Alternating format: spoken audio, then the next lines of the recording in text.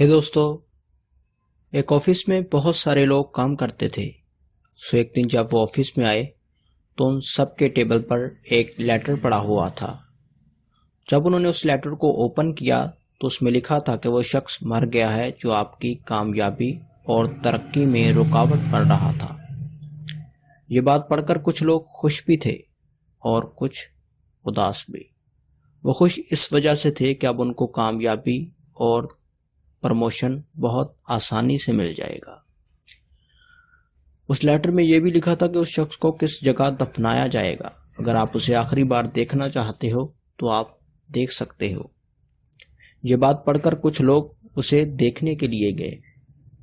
जब वो वहां पहुंचे तो वो शर्म से पानी पानी हो गए, क्योंकि वहां पे कोई लाश थी ही नहीं। वहां पे जस्ट एक मिरर यानी कि शीशा रखा हुआ था जिसमें उनको अपना ही अक्स नजर आया।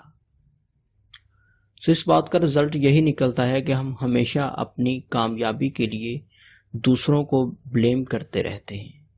वो हमारे रिलेटिव, रिश्तेदार या हमारे दोस्त भी हो सकते हैं। एग्जाम्पल के तौर पर, एक नालायक स्टूडेंट कभी भी स्टडी नहीं करता। वो हमेशा खेल कूद में टाइम पास करता है और फेल हो जाता है। बाद में वो यही कहता है पेपर बहुत हार्ड था, टीचर ने ठीक से नहीं पढ़ाया। अब उन्हीं टीचर्स और उन्हीं पेपर्स में से किसी ने टॉप भी तो किया है। हमें कभी भी अपनी कामयाबी के लिए दूसरों को ब्लेम नहीं करना चाहिए, क्योंकि दूसरों को ब्लेम करने से हमें कभी भी सक्सेस नहीं मिलती।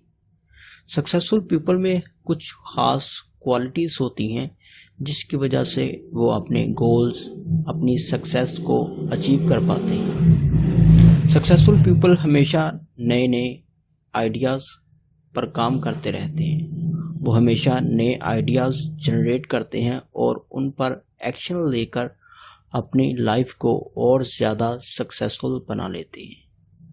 सक्सेसफुल पीपल हमेशा अपनी गलतियों से कुछ सीखते हैं और अपनी गलतियों को सॉल्व करते हैं।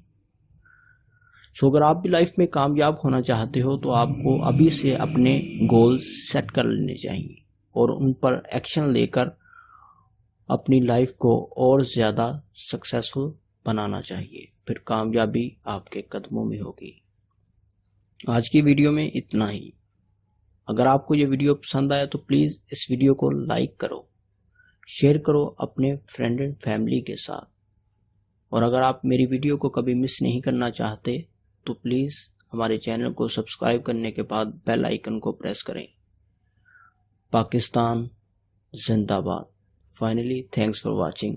अल्लाह हाफिज़।